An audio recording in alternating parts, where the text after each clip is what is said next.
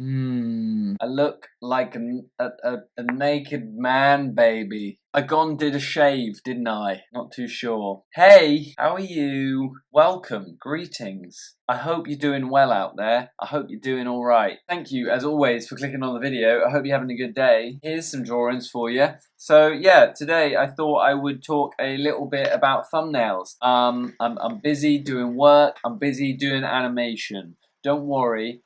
Pixel art animation is coming along. But other than that, I'm also working on a couple of commissions. Still working on a video game commission for a little an indie developer.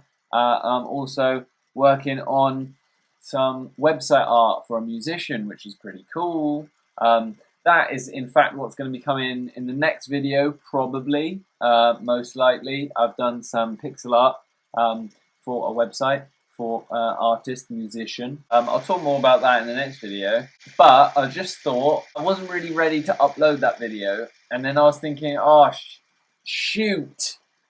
I've got to do an upload this week because I said I would. You know, I was just trying to do, I wanted to do just a purely digital thing. I didn't want to, you know, take time out to do some pencil art or something super planned out. And you know, I like to keep it different each time. So I just started doodling on the screen, and I just thought, yeah, you know what? I can talk more about thumbnails. I can redo. I've already done a video about thumbnails, but I didn't really talk much about them necessarily. I really enjoy doing thumbnails. It's kind of like one of the primary things that I actually fill my sketchbook pages with. Is just quick little sketches. They're mostly just shapes. Scribbly shapes, you know, sometimes I like to go really detailed with them, but other times I don't. It's just to get a feeling down, just to practice composition, just to practice something, practice lighting. You know, it's good to see where the dark and light shapes are going to go in your piece. Sometimes I literally just do thumbnails for thumbnails' sake, just for practice. I won't even look back and do them. But sometimes that's exactly what I do. You know, I've got pages and pages of thumbnails, and I'll look back and I'll find an image that I really like, and then I can, you know, develop and create an entire illustration just based off that little doodle. In fact, I scanned some of my sketchbook pages down. They're on the far side. I scanned some sketchbook pages in with some recent thumbnails.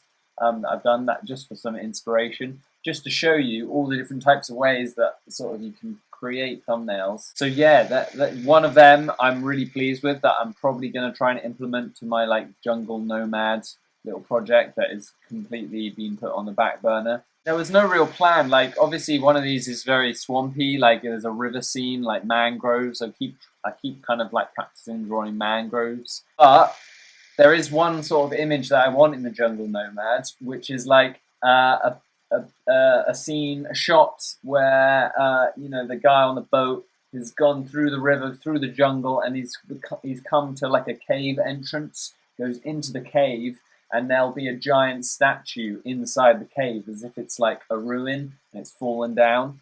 And I kept struggling with how to create that image and create that shot. I knew I wanted sort of like a light source coming in from the top, and I wanted it to be a pool of water, like in a cave, with the statue. Just through doing this video and through scribbling this down, boom, I did one that I was pleased with, and I feel like that thumbnail is gonna inform my illustration when I get to that page. So that's just like, it's just like instantaneous proof to you that thumbnails are good.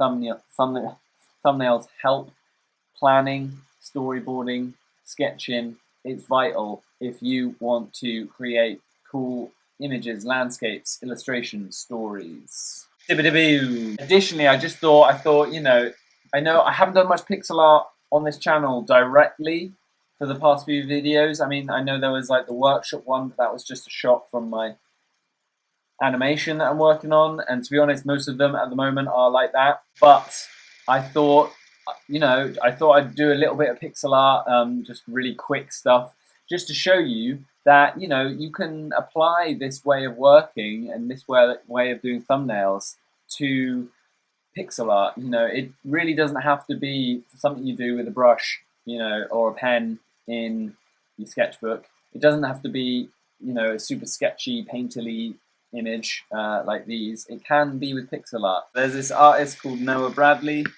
on YouTube, and he's a great concept artist.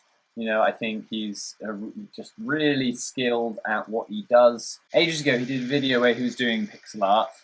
He doesn't normally do it. He kind of normally does digital sort of landscapes that are very painterly and very super concept arty and very detailed and kind of realistic. But he did this pixel art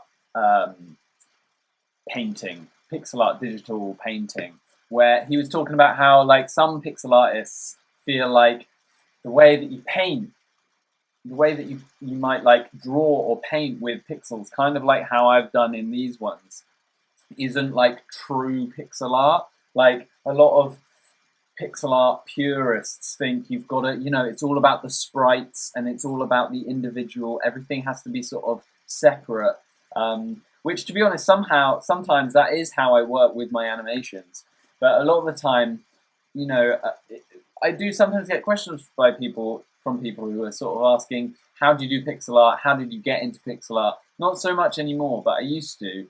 And like, how do you do it? Like, how did you learn? And my only answer is that I pretty much never researched pixel art. I never looked into pixel art. There was a few artists that I liked that did pixel art. For example, like, there's an artist called Paul Robertson. He's a pixel artist. And like, I just generally liked pixel art, obviously Waneella, but I liked the images. I like games like Hyperlight Drifter. But I never actively practiced pixel art in a sort of formal way. I just simply applied what I knew about drawing, illustration, opened a canvas on Photoshop, worked out what size looked okay, for landscape, 400 by 225. And I just started, I learned just, you know, that you can draw with the pencil tool, you can draw directly in pixels with the pencil tool, and that was it. And I was away. So that's why I've drawn these little pixel art thumbnails as well, just to show you, you know, that you can mess around with pixels, play around with pixels, and sort of, you don't have to think of things as super separate from one another when you're talking about art. It's all kind of the same. Anyway, I could talk more, and I probably will do soon. I'm thinking of doing a couple more sort of more tutorial-y things where I talk about my process on stuff. So, for example, I don't know, I thought I'd talk about like my experience at uni. I don't know if anyone would be interested in that. Art supplies, like my thoughts on that. To be honest, I feel like you kind of already get an idea of how I feel about these things. But, you know, content's content. Yeah, I thought I'd talk about like observational drawing. I've got a list on my wall. I sometimes do this. I just write a list of stuff. I'm going to redo my animation tutorial. The funny thing is, my animation tutorial is like my most viewed video, and it's awful.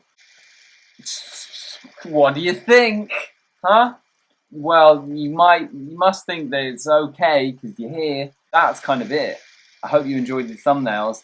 I don't know. I've talked for a while now, but like I didn't have a lot to say. It was just more of like me brainstorming thumbnails as an excuse to talk about thumbnails. It got to the point during uni where my tutors almost like knew me for my thumbnails. They kept like really liking all the thumbnails that I was doing, and they thought that that was like a key part of me as an artist. Anyway, I hope you're doing okay out there in this wide, wide world.